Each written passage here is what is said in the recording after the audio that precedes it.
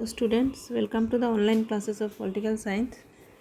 In today's class, we are going to learn about some other topics from the third unit.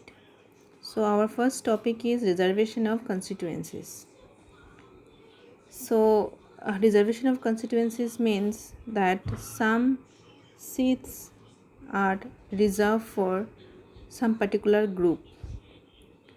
Okay. So as we know that in India we have chosen FPTP system, but the FPTP system is not very much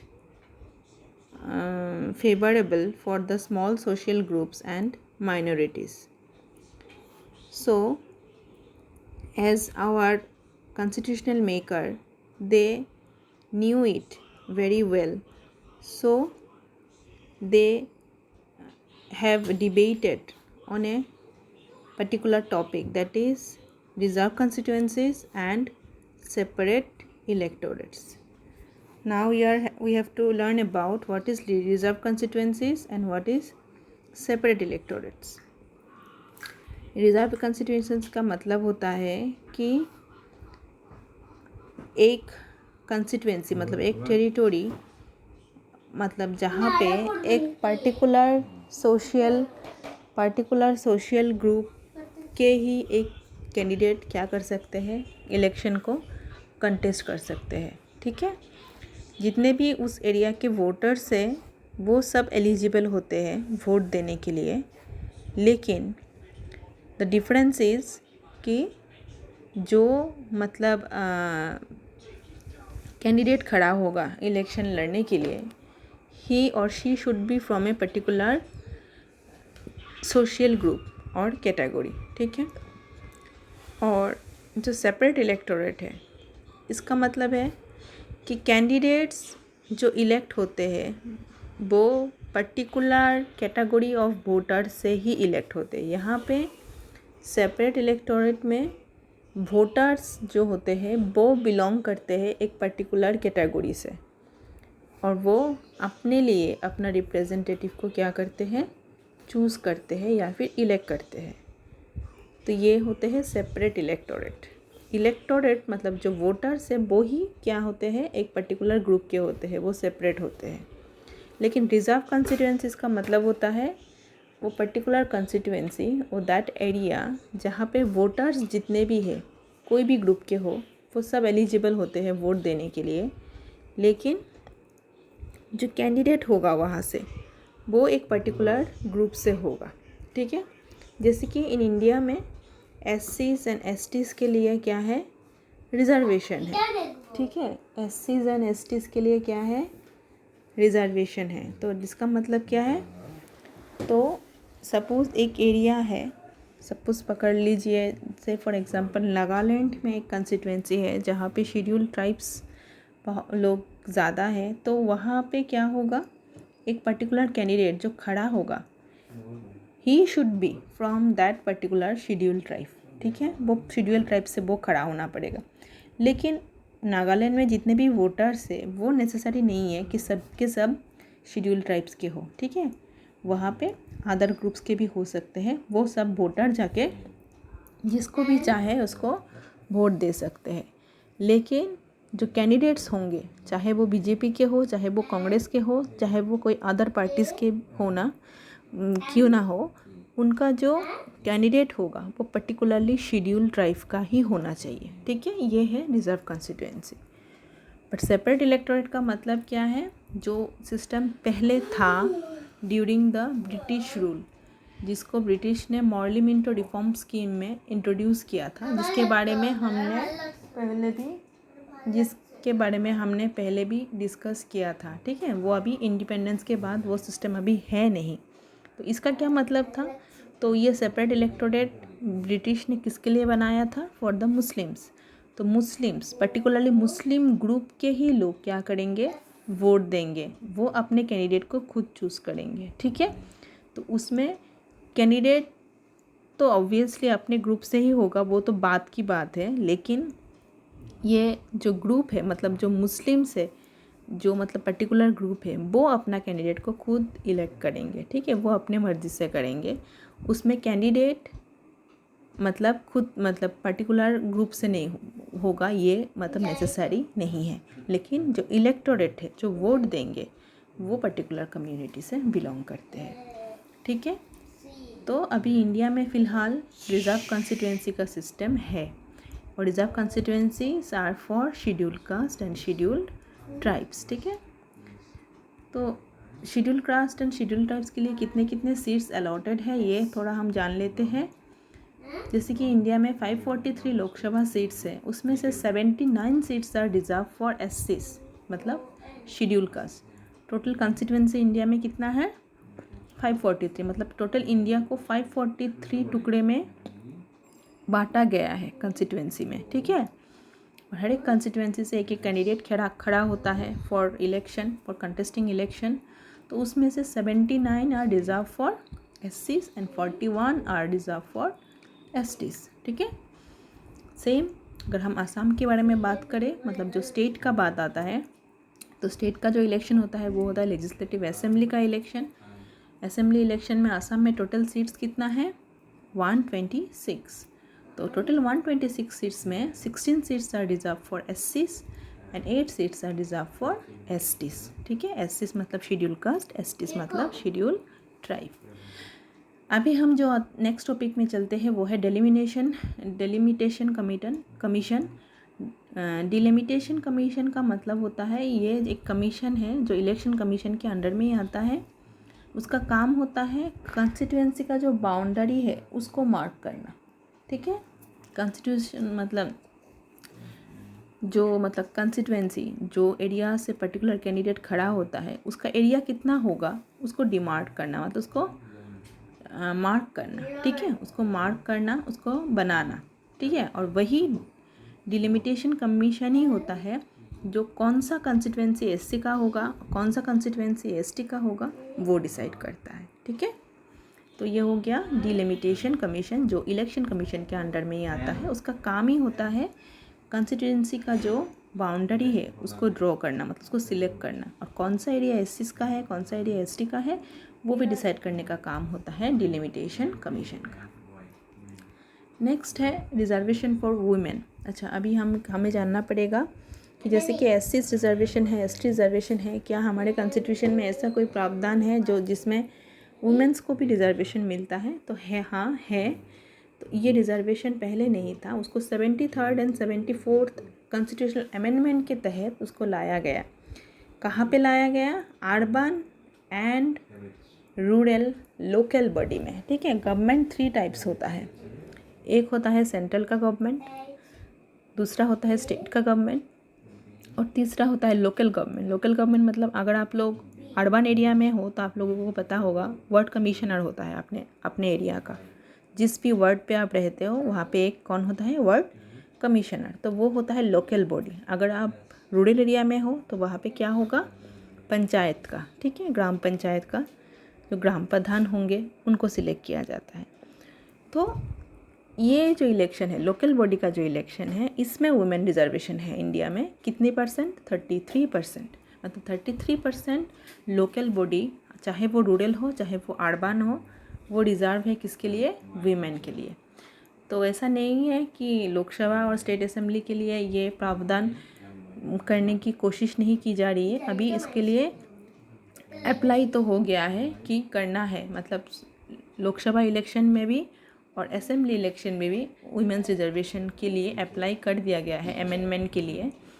जो bill है वो अभी तक पास नहीं हुआ है, वो राज्यसभा से पास हो गया लेकिन still under consideration by the Lok Sabha, क्योंकि इसमें जो पार्टीज़ होते हैं उनको मानना पड़ेगा ये चीज़ को। तो इसमें बीजेपी, कांग्रेस, लेफ्ट, ये सारे पार्टीज तो इसको मानते हैं, लेकिन कुछ पार्टी है जैसे कि राष्ट्रीय जनता दल, समाजवादी पार्टी, जनता दल यूनाइटेड, ये वुमेन रिजर्वेशन बिल को नहीं मानते हैं। इसके लिए ये अभी तक लोकसभा में स्थगित है, ठीक है।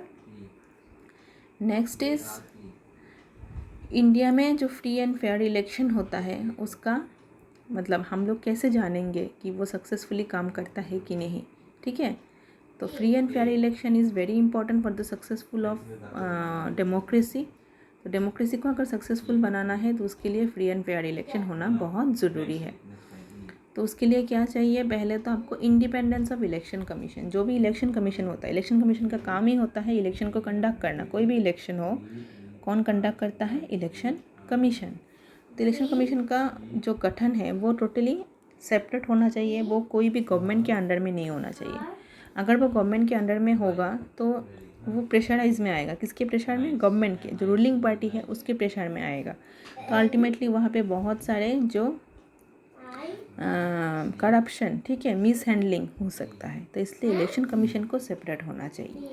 Next is check on misuse of official machinery. जो ऑफिशियल मशीन जिसकी ईवीएम मशीन है, इलेक्ट्रॉनिक वोटिंग मशीन, जहाँ पे जाके हम लोग वोटर्स लोग वोट देते हैं, तो ये जो मशीनरीज है उनको मतलब केयरफुली रखना है, उनको मिसयूज़ नहीं करना है।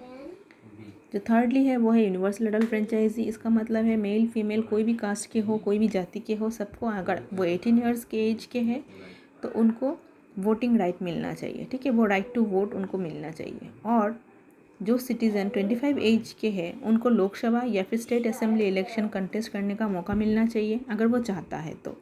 और राज्यसभा के लिए 30 ईयर्स ऑफ एज अगर हो जाता है तो हर एक को, जिसका भी पास मतलब क्वालिफिकेशन है, उसको अप्लाई करने का मौका मिलता है। तो इसी को यूनिवर्सल एडल्ट फ्रेंचाइजी बोलते हैं। एक तो है राइट टू वोट, आप राइट वोट देते हो 18 ईयर्स के बाद। दूसरा है आप एज ए कैंडिडेट कंटेस्ट कर सकते हो इलेक्शन। तो लोकसभा और असेंबली के लिए आपका एज होना चाहिए 25 ईयर्स, राज्यसभा के लिए चाहिए आपका एज 30 ईयर्स, ठीक है।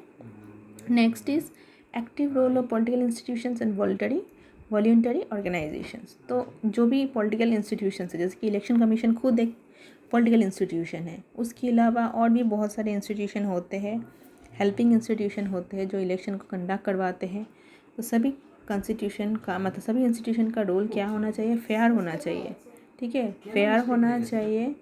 रोल होना चाहिए कि वो हमेशा अच्छी तरह से देखे, नज़र रखे, ठीक है, इलेक्शन में कैसे चल रहा है, क्या प्रोसेस हो रहा है। तो अगर इलेक्शन फ्री एंड फेयर होना है तो उसको अच्छे तरह से नज़र रखना पड़ेगा, ठीक है। Next is election commission of India.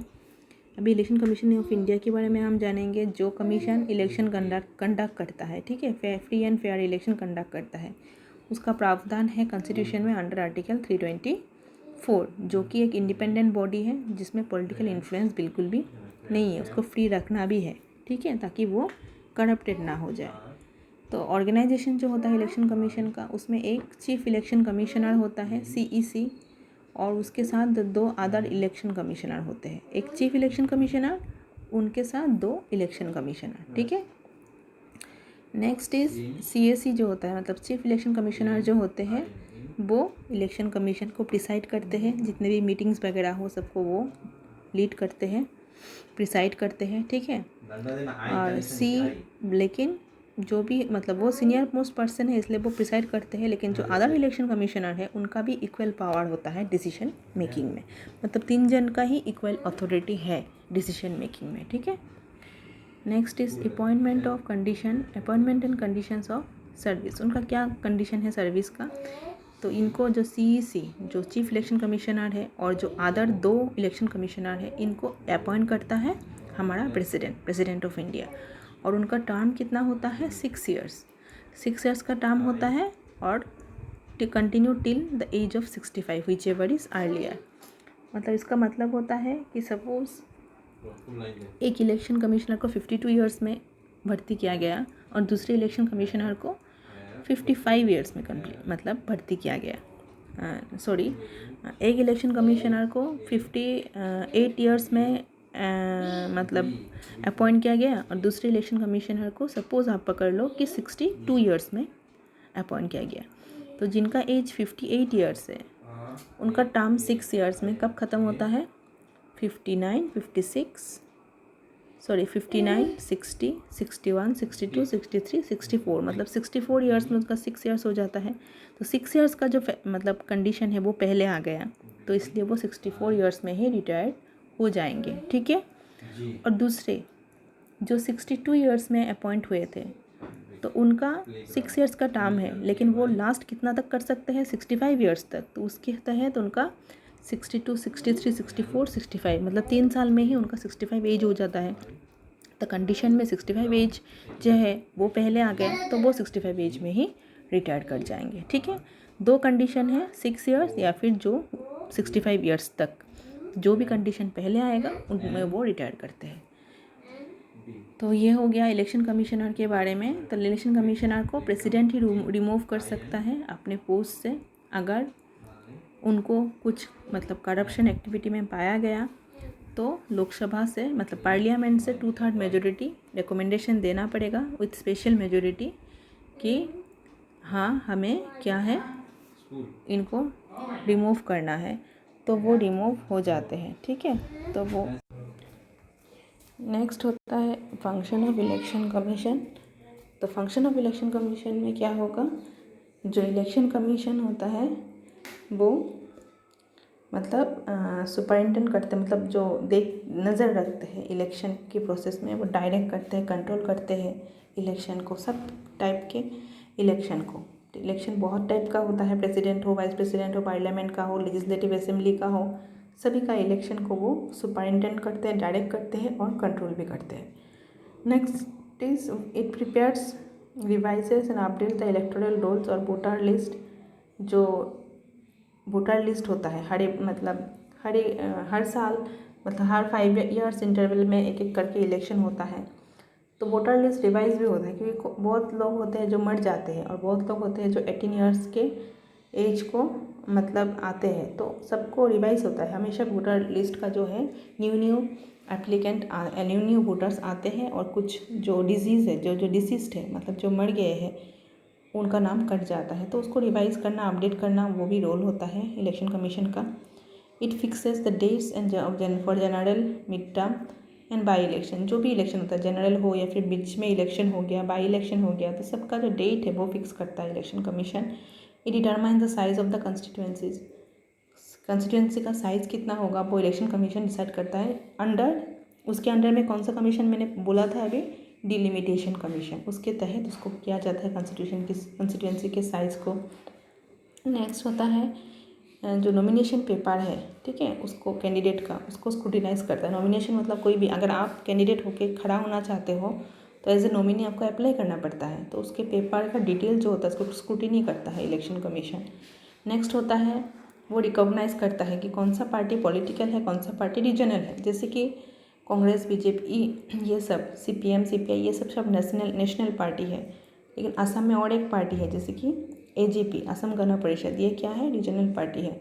तो कौन सा पार्टी नेशनल है, कौन सा पार्टी रीजनल है, वो भी डिसाइड करता है इलेक्शन, रिकॉग्नाइज करता है election commission. It allot symbols to the political parties. हर एक पॉलिटिकल पार्टीज़ का अपना अपना सिम्बल होता है, वो सिंबल को भी अलॉट करता है। आप ऐसा कोई सिंबल नहीं हो सकता कि एक पार्टी ने ऑलरेडी यूज़ किया है फिर आपको उसको दूसरी बार आप उसको यूज़ कर रहे हो, या फिर ऐसा भी सिंबल आप यूज़ नहीं कर सकते हो जिससे कि कोई मतलब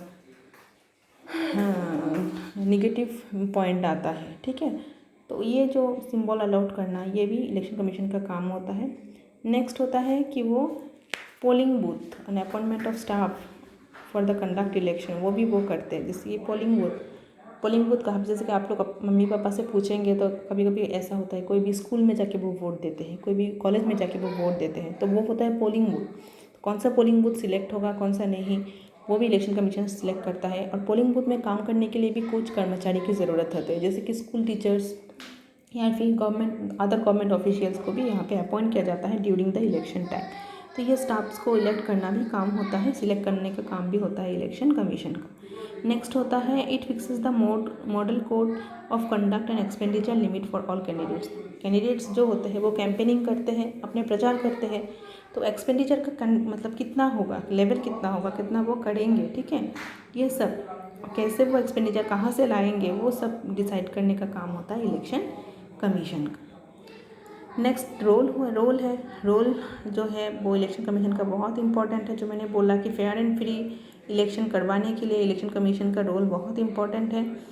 वो मतलब अनबायस्डली, मतलब किसी को पार्शियली वो नहीं कर सकते किसी पार्टी के साथ, उनको इम्पार्शियल उनको एक्ट करना पड़ता है। ठीक है, तो इलेक्शन कमीशन का रोल बहुत ही इम्पॉर्टेंट है और बहुत सारे प्रॉब्लम्स भी उनको फेस करना पड़ता है, जैसे कि इंसर्जेंसी एरिया जैसे आसाम, पंजाब, जम्मू एंड कश्मीर जहाँ पे प्रॉब्लम्स हैं वहाँ पे उनको इलेक्शन कंडक्ट करने के लिए प्रॉब्लम भी होता है। तो जब इलेक्शन कैंपेन करने के लिए राजीव गांधी गए थे 1991 में, तो उनको असैसिनेट किया गया था, उनको हत्या की गई थी। तो ये भी प्रॉब्लम्स उनको मतलब भुगतना पड़ा, उसके लिए उसको इलेक्शन को पोस्टपोन करना पड़ेगा। ठीक है, 2002 में भी गुजरात असेंबली का इलेक्शन को रद्द कर दिया गया था ड्यू टू गुजरात रायट। यहाँ पे कम्युनल रायट हुआ था गुजरात में 2002 में। तो ये सब प्रॉब्लम्स भी इलेक्शन कमीशन को फेस करना पड़ा है इंडिया में। ठीक है, next, features of election system in India. Election system का क्या क्या फीचर है इंडिया में? फर्स्ट तो यूनिवर्सल अडल्ट फ्रेंचाइजी, जो मैंने ऑलरेडी आपको बहुत बार बोल दिया है। Next, direct election for Lok Sabha and state assemblies. जो लोकसभा और स्टेट असेंबली में डायरेक्ट इलेक्शन होता है, मतलब कैंडिडेट डायरेक्टली जाके वोट देते हैं, वोटर्स डायरेक्टली जाके वोट देते हैं। और इनडायरेक्ट इलेक्शन होता है president, vice president and Rajya Sabha के लिए।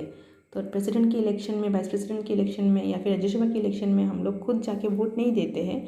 जिनको हमने, जिस एमपी को, जिस भी एमएलए को हमने ऑलरेडी इलेक्ट करके रखा है, वो जाके हमारे लिए वोट करते हैं, तो उसको बोलते हैं इनडायरेक्ट इलेक्शन। तो इनडायरेक्ट इलेक्शन का प्रावधान भी इंडिया में है।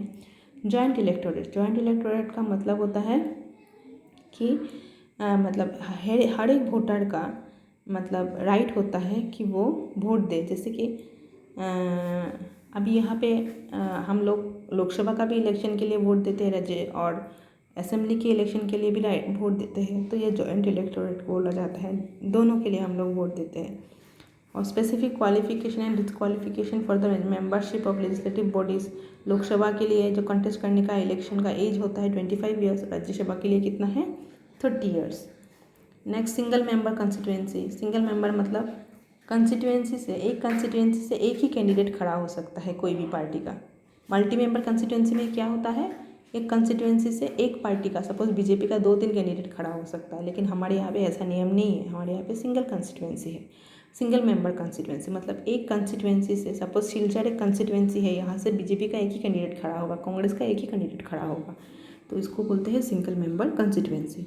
Next is secret ballot. Secret ballot मतलब आप जिसको वोट दे रहे हो वो आपको, आपकी ओपिनियन है, आपका विश है, वो कोई भी नहीं जानेगा और आपको कोई मतलब फोर्स भी नहीं कर सकता। ठीक है, सीक्रेटली आप अपना वोट देते हो। और and use of electronic voting machine 2004 से ये ऑल ओवर इंडिया में लागू हो गया है कि अभी हम हर एक जगह में वोट इलेक्ट्रॉनिक वोटिंग मशीन से देते हैं। उससे पहले बैलॉट पेपर था, पेपर में आपको सिंबल के आगे जाके आपको मतलब स्टाम्प लगाना पड़ता था और उसको पेपर को फोल्ड करके आपको बैलेट बॉक्स में डालना पड़ता था। तो ये सिस्टम अभी नहीं है। अभी हम लोग ईवीएम के ज़रिए से क्या करते हैं, वोट देते हैं। एक मशीन होता है ईवीएम, इलेक्ट्रॉनिक वोटिंग मशीन, हर एक पार्टी का सिंबल रहता है और उस पार्टी के सिंबल के आगे जाके आपको बटन जस्ट क्लिक करना पड़ता है। जिसको भी आपने क्लिक किया आपने उसी को इलेक्ट किया। ठीक है, अभी जो वेरियस स्टेप्स इलेक्शन कंडक्ट करने के लिए बहुत सारे स्टेप्स होते हैं। जैसे कि पहले इशू ऑफ नोटिफिकेशन, कब इलेक्शन होगा उसके लिए नोटिफिकेशन जारी करना, फिलिंग ऑफ नॉमिनेशन पेपर, कौन से कैंडिडेट खड़े होंगे वो अपना पेपर फॉर्म फिलअप करेंगे nomination paper, scrutiny of nomination paper, उस पेपर को स्क्रूटिनाइज किया जाएगा थ्रू द इलेक्शन कमीशन। उसके बाद विड्रॉल ऑफ नॉमिनेशन, उस स्क्रूटिनी के बाद अगर कोई भी अपना नाम उठाना चाहता है, ठीक है, हटाना चाहता है, वो हटा सकता है। ठीक है, अब बिफोर इलेक्शन, फिर कास्टिंग ऑफ वोट्स, फिर जाके हम लोग वोट देते हैं, फिर counting and declaration of result, फिर जाके वोट का काउंटिंग होता है और उसके बाद डिक्लेयर किया जाता है कि कौन सा पार्टी या फिर कौन सा कैंडिडेट जीता है। ठीक है, मतलब जीत गए इलेक्शन को। अभी इलेक्ट्रल रिफॉर्म्स इन इंडिया, अगर कुछ इलेक्ट्रल रिफॉर्म्स होना है इंडिया में तो हाँ, जैसे कि मनी पावर यूज़ होता है वो हम लोग, अगर फिर जो भी इलेक्शन फ्री एंड फेयर है लेकिन फिर भी मनी पावर का एक इन्फ्लुएंस है इंडिया के इलेक्शन के सिस्टम में। ठीक है, कैंडिडेट्स जो क्रिमिनल रिकॉर्ड होते हैं वो भी कैंडिडेट आ जाते हैं इलेक्शन कॉन्टेस्ट करने के लिए। ठीक है, कास्ट, रिलीजन, इनको हथियार बना के यूज़ किया जाता है, मतलब मिसयूज़ किया जाता है, मतलब कास्ट पॉलिटिक्स, रिलीजन पॉलिटिक्स खेला जाता है। और इलेक्ट्रॉनिक फ़ोटो आइडेंटिटी कार्ड मतलब एपिक कार्ड, जो इलेक्शन में वोटर आईडी कार्ड है, वो सबको अभी शायद हो गया है इशू हर एक वोटर के लिए, लेकिन पहले ऐसा नहीं था और अब प्रॉपर्ली उसका जांच नहीं होता है किसके नाम पे क्या कार्ड है। ठीक है, electoral rolls must be regularly updated, कौन से इलेक्टोरेट नए कौन से वोटर्स आ गए हैं, कौन से वोटर मर गए हैं, उनका पूरा रोल, पूरा जो लिस्ट है वो अपडेट होना चाहिए। और स्पेशल कोर्ट्स बनाना चाहिए। जो इलेक्शन के टाइम पे जो डिस्प्यूट होता है उसको सॉल्व आउट करने के लिए स्पेशल कोर्ट्स बनाना बहुत ज़रूरी है। और people should be more vigilant, मतलब हम जो वोटर्स हैं, जो हम वोट करते हैं, हमें और भी सतर्क होना बहुत ज़रूरी है। ठीक है, तो आज के लिए इतना ही। In the next class I will discuss new topic.